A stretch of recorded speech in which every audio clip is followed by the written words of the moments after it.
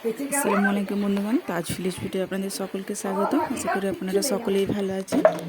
আজ আমি আরও একটি নতুন ব্লগ নিয়ে হাজির হয়েছি।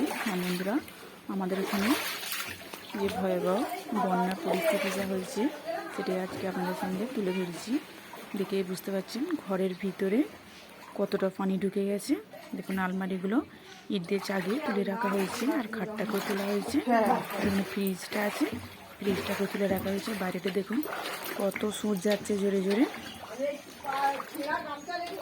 যেখানে আমার গোসলখানাটা আছে, ওই যে সোজা যে দেখা যাচ্ছে ওখানে গোসলখানাটা, ওখানে যেতে পারছি না, তাই ওখানে ভিডিওটা তুলতে পারছি না। একদম সামনের দিকে চলে যাচ্ছে, রোডের দিকে। যা ভয়াবহ 4-5 দিন বৃষ্টিতে নাজেহাল হয়েছিল। যদি একটু স্বস্তি বৃষ্টি ছাড়লো, তারপরে হয়ে গেল কি আমাদের বন্যা।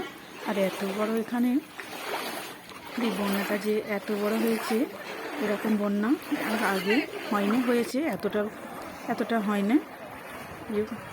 পানি দেখেই বুঝতে পারছেন কতটা বন্যা হয়েছে। এটা একদম মেন রোড, আমাদের মেন রোডে এতটা পানি। আর যেখানে একটু নিচু সেখানে পানিটা বেশি, আর যেখানে একটু উঁচু পানিটা কম লাগছে। জানি না কতদিনে পানিটা নামবে। যে দেখুন দোকানের ভিতরে সব, দোকান তো সব বন্ধ, দোকানের ভিতরে সব পানি ঢুকে গেছে। দোকানে টোটো রেখে দিয়েছে যে যেখানে পাচ্ছে। আর যাদের একদম ঘরের ভিতরে পানি ঢুকে গেছে, তারা পাশের বাড়িতে, যাদের একটু উঁচু বাড়ি আছে সেখানে গিয়ে সব আছে। যেখানটা একদম নিচু সেখানে একদমই এখানটা ডুবে গেছে। পাশেই আছে মাঠ, মাঠার রাস্তা কিছুই বোঝা যাচ্ছে না, পুরো সমান হয়ে গেছে। চারিদিকে পানি পানি থই থই, চারিদিকেই সাদা সাদা হয়ে গেছে। দেখুন এই অবস্থা হয়েছে আর চারিদিকে। এত যে নদী বাঁধা হয়েছে, খাল বাঁধা হয়েছে, কিছুতেই কিছু হলো না। তবু সে বন্যা এখানে হতেই হবে। চারিদিকটাই যে দেখুন, আর সবুজ কিছু বোঝা যাচ্ছে না, সবই সাদা হয়ে গেছে। চারিদিকটাই সাদা সাদা।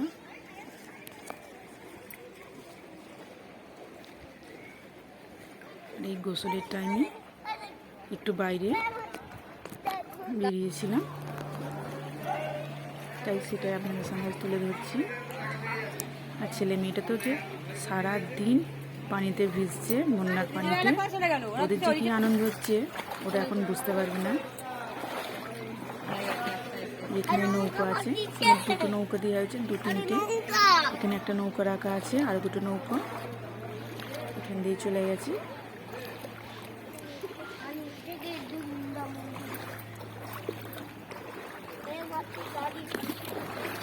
দেখুন চারিদিকেই সাদা সাদা হয়ে আছে। আর বাচ্চারাও তো বেরোবার জন্য অস্থির হয়ে যাচ্ছে, যে খেলতে পারছে না, কি হয়ে গেল এতটা পানি। তারাও অস্থির হয়ে যাচ্ছে, যাতে একটু জায়গা পায় যেন খেলি। দেখেই বুঝতে পারছেন চারিদিকটা কী অবস্থা হয়েছে, কী ভয়াবহ বন্যাটা হয়েছে আমাদের এখানে। আর বন্ধুরা, আমার ভিডিও যদি ভালো লেগে থাকে লাইক, কমেন্ট আর সাবস্ক্রাইব করবেন, বেল আইকন প্রেস করে কল করতে ভুলবেন না। প্লিজ সাবস্ক্রাইবটি করে দেবেন।